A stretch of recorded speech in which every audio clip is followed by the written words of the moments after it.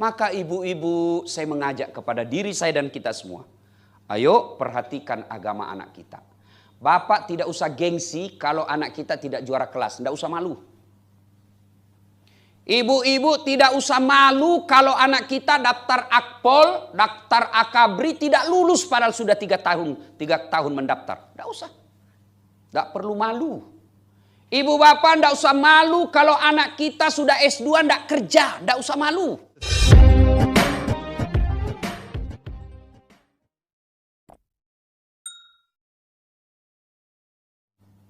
Seluruh pengantar sudah balik, maka yang tinggal menengani kita di kubur ada 3 yang akan menolong kita. Sholat tidak bisa lagi kita lakukan. Puasa tidak bisa lagi. Haji tidak bisa lagi.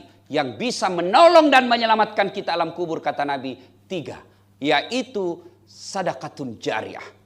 1. Yang kedua anak yang soleh dan soleha. Dan yang ketiga ilmu yang bermanfaat. Jadi almarhum sekarang Pak Adi 3 yang bisa menolong beliau. Yang itu amalnya terus mengalir. Apa itu? 1. Anak yang soleh dan soleha. Nabi tidak mengatakan anak. Tapi ada sambungannya. Anak yang baik agamanya. Itu yang bisa menolong. Maka ibu-ibu, saya mengajak kepada diri saya dan kita semua. Ayo perhatikan agama anak kita. Bapak tidak usah gengsi kalau anak kita tidak juara kelas. Tidak usah malu. Ibu-ibu tidak usah malu kalau anak kita daftar akpol, daftar akabri tidak lulus padahal sudah 3 tahun mendaftar. Tidak usah. Tidak perlu malu. Ibu bapak tidak usah malu kalau anak kita sudah S2 tidak kerja. Tidak usah malu. Yang bapak ibu malu kalau anak kita sudah balik tapi tidak tahu ngaji. Tidak pernah kita dapat sholat jamaah. Tidak pernah kita dengar dia ikuti taklim. Ibu baru malu. Dia keluar bukan mahramnya. Ibu malu. Sebab demi Allah begitu ibu masuk kubur inilah yang kita harapkan doakan kita. Maka didik anak. Kita biasa bangga kalau anak kita sekolah ke luar negeri.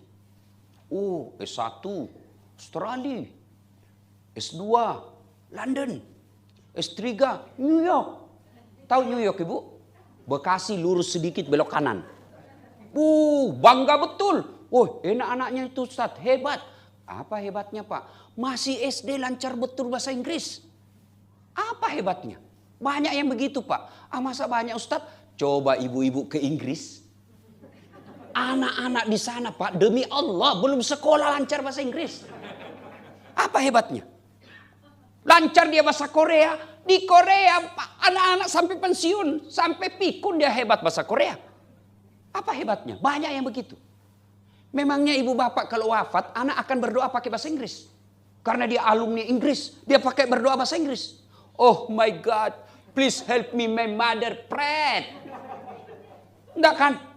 Dia pasti berdoa, ya Allah ampuni dosa orang tuaku, terima amalnya, lipat gandakan segala kebaikannya, lapangkan alam kuburnya. Itu yang kita harap. Alangkah bahagianya kita ketika di alam kubur setiap 5 waktu anak kita di sujud terakhir. Dan itu tempat semulia-mulia berdoa. Anak kita berdoa, Allahumma gfirli wali walidayya warhamhuma kama rabbayani shaghira. Demi Allah, menurut kitab Tanbihul Ghafilin, makna kitab itu peringatan bagi yang lupa.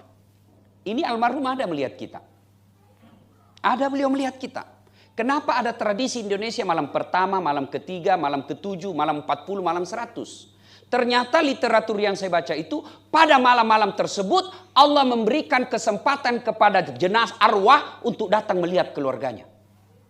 Kau lihatlah itu keluargamu kelakuannya. Maka pada malam ini yang 40 dia akan berkata almarhum, oh alhamdulillah di rumahku ada pengajian mengingat saya. Oh ada Ustadz Das'at yang taklim meskipun saya tidak kenal. Itu dia akan. Tapi begitu tidak ada pengajian, maka orang jenazah, arwah itu, orang tua kita berkata, hei anakku, yang menempati rumahku, yang makan hartaku, yang pakai pakaianku, yang kau nikmati warisanku, kau ingat saya. Jangan sampai kau nikmati hasil jeripayahku, kau berpoya-poya dan melupakan saya, tidak mendoakan saya. Maka lihat anak-anak kita sekarang, kapan dia ingat keluarganya yang meninggal? Paling 1-2 bulan. Kalau ada keluarga kita meninggal, berduka kita berhari-hari. Kembang ucapan bela sungkawa penuh jalan. 1 bulan mulai dilupa. 2 bulan kita sudah gembira-gembira di rumah. Bulan ketiga kita sudah karaokean di rumah. Lupa kita doakan orang tua yang meninggal. Lama-lama makin dilupa. Kapan diingatnya? Sekali setahun. Kapan? Idul Fitri. Ziarah kubur. Itu pun bukan dia yang doakan. Siapa yang disuruh doa? Orang-orang yang ada di kuburan. Dia hanya datang update status. Hai guys, ziarah kubur guys. Kita ketawa karena kejadian itu kan. Anak kita bukannya mendoakan. Dia suruh foto. Ayo foto ya. Kabur. Ulang. Ya, dari depan. Dia pura-pura siaran. Bukannya didoakan, Pak. Dia hanya update status. Ini kalau anak kita tidak dididik dengan agama dengan baik. Demi Allah, kekayaan akan kita tinggal.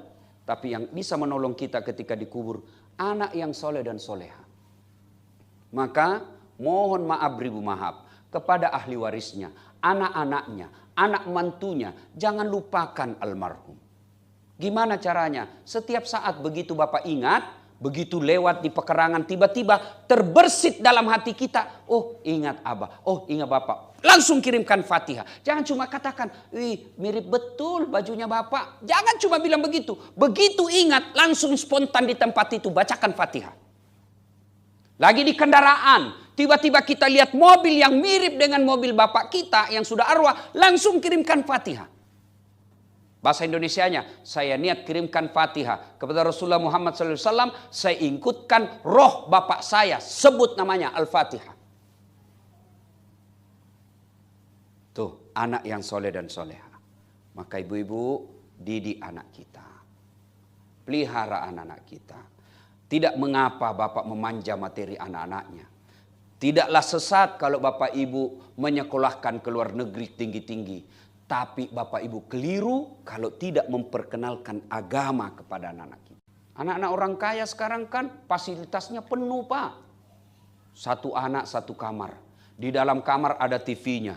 Di dalam kamar dia bisa online. Di dalam kamar ada kulkasnya. Di dalam kamar masukkan pembantunya makan. Akhirnya anak kita tidak pernah ketemu dengan saudaranya. Akhirnya dia bersaudara tapi tidak punya ikatan emosi yang baik. Jangan heran meninggal bapaknya. Mengadu dia di pengadilan gara-gara warisan. Sebelum saya ke sini tadi selesai sholat subuh, sholat maghrib. Assalamualaikum warahmatullahi wabarakatuh. Selesai berdoa.